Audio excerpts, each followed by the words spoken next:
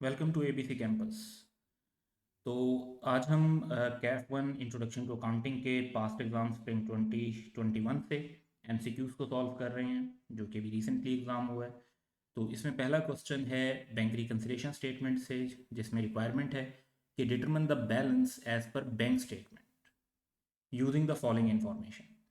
तो balance as पर cash book given है, उससे हमने balance as per bank statement find out करना है। तो हम अगर देखते हैं कि कैश बुक में जो चीज़ें होती हैं अगर उनको रिवर्स कर दिया जाए और जो चीज़ें कैश बुक में रिकॉर्डेड नहीं है उनको रिकॉर्ड कर दिया जाए तो उसका बैलेंस जो है वो बैंक स्टेटमेंट के बराबर हो जाएगा। तो बैलेंस एज पर कैश बुक में जो चेक रिसीव और डिपॉजिट करवा दिए बैंक में, लेकिन अभी तक बैंक स्टेटमेंट में रिकॉर्ड नहीं हुए, कैश बुक में रिकॉर्ड हुए हैं। लेकिन लेट से बैंक स्टेटमेंट का बैलेंस फाइंड आउट करने के लिए हम इनको माइनस कर देते हैं। अनप्रेजेंटेड चेक जिनकी हमने पेमेंट रिकॉर्ड कर ली थी लेकिन बैंक स्टेटमेंट में नहीं अभी तक रिकॉर्ड हुई है, तो उनको हम रिवर्स कर लेते हैं। रिवर्स करने का मतलब है कि हमने पहले पेमेंट रिकॉर्ड की हुई है तो अब ऐड कर लेते हैं कैश बुक के बैलेंस में। फिर क्रेडिट ट्रांसफर जो अपेयर हो रहे हैं बैंक स्टेटमेंट में लेकिन अभी तक कैश बुक में रिकॉर्ड नहीं हुए। क्रेडिट ट्रांसफर्स का मतलब होता है कि जो अमाउंट कस्टमर्स ने हमारे अकाउंट में डायरेक्ट जमा करवा दी होती हैं और वो बैंक स्टेटमेंट में क्रेडिट हो रही हैं तो हमारी कैश बुक में वो डेबिट होंगी, तो कैश का बैलेंस जो है वो उनकी वजह से बढ़ जाएगा। तो ये सब अगर हम इनकॉर्पोरेट करते हैं तो हमारे पास 3400 के जो ट्रांसफर हैं उनको भी रिकॉर्ड कर लें, 6300 के अनप्रेजेंटेड को रिवर्स करके डेबिट कर लें और अनक्रेडिटेड को रिवर्स कर दें, तो हमारे पास बैलेंस बनता है 54,200। तो बी ऑप्शन इज करेक्ट। अब अगर इसमें आप पूरी प्रॉपर कैश बुक और बैंक रिकन्सिलेशन स्टेटमेंट बनाना चाहें तो वो भी बन सकती है, जिसमें ये ट्रांसफर रिकॉर्ड हो जाएंगे और इससे भी सेम बैलेंस हमारा निकल आएगा। नेक्स्ट क्वेश्चन है जी हमारे पास, salary entitlement not withdrawn by a partner is, तो इसकी क्या ट्रीटमेंट होती है। तो यहाँ पर जो है जाहिर बात है सैलरी जो इंटाइटलमेंट होती है उससे पार्टनर का जो अकाउंट होता है वो क्रेडिट हो जाता है। तो debit the partner capital account और करंट अकाउंट ये तो वैसे ही गलत हो जाते हैं, और रिकॉर्ड तो हर ट्रांजेक्शन जो बिजनेस से रिलेट करती है वो होनी है, पार्टनर का जो प्रॉफिट डिस्ट्रीब्यूशन है वो भी रिकॉर्ड होनी है, तो नॉन रिकॉर्डेड भी ठीक नहीं है। Debited to profit and loss appropriation account, ये करेक्ट है। प्रॉपर अगर हम एंट्री इसमें देखें तो जो हो रही होती है, बाजू का तो हम स्टेटमेंट फॉर्म में बना रहे होते हैं, लेकिन अगर इसको डेबिट क्रेडिट के प्रोसेस से देखें तो profit and loss appropriation account जो है वो डेबिट हो रहा होता है सैलरी इंटाइटलमेंट की वजह से, किसी भी प्रॉफिट की डिस्ट्रीब्यूशन की वजह से, other than drawing and transfer outs.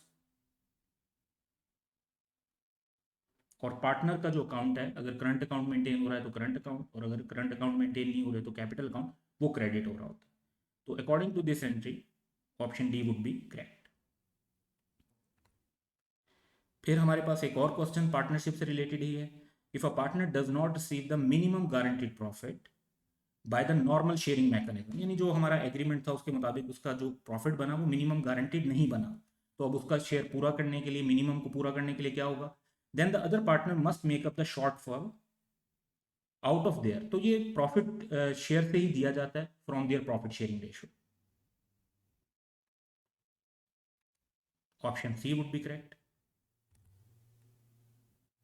Next हमारे पास फिर बैंक रिकंसिलिएशन स्टेटमेंट से एक और क्वेश्चन है कि which of the following statement is correct.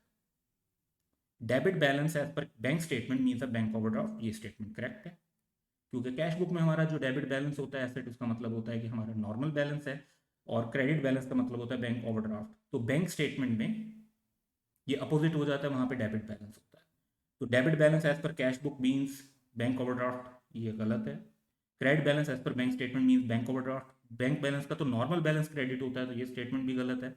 और क्रेडिट बैलेंस एज पर cash book means an asset, नहीं, वो तो क्रेडिट बैलेंस अगर एज पर कैश बुक होगा तो उसका मतलब होगा लाइबिलिटी, तो ये स्टेटमेंट भी गलत है, तो A option would be correct. Next हमारे पास है क्वेश्चन कि if a property planted equipment remains idle for whole year the depreciation expense for the year will be nil. तो ये सिर्फ यूजेज मेथड में होता है, जिसको यूनिट ऑफ प्रोडक्शन मेथड भी कहते हैं, सम ऑफ यूनिट मेथड भी कहते हैं, और यूजेज मेथड भी कहते हैं, यानी इसमें जितना यूजेज होगा उतनी डेप्रिसिएशन चार्ज होगी, और यूजेज नहीं होगा तो डेप्रिसिएशन चार्ज नहीं होगी, तो option C is correct. Straight line method हो या रिड्यूसिंग बैलेंस मेथड हो, दोनों मेथड्स के अंदर एसेट अगर आइडल भी रहा है तो उस पीरियड की भी उसमें डेप्रिसिएशन चार्ज हो रही होती है, क्योंकि स्ट्रेट लाइन मेथड और रिड्यूसिंग बैलेंस मेथड में टाइम की बेस पर डेप्रिसिएशन चार्ज हो रही होती है, जबकि यूनिट ऑफ प्रोडक्शन मेथड में जो है प्रोडक्शन यूनिट्स की बेस पर डेप्रिसिएशन चार्ज हो रही होगी, तो अगर प्रोडक्शन हो ही नहीं रही तो डेप्रिसिएशन भी चार्ज नहीं हो रही होगी, तो नील का जवाब जो है वो यहाँ से बनेगा सी ऑप्शन।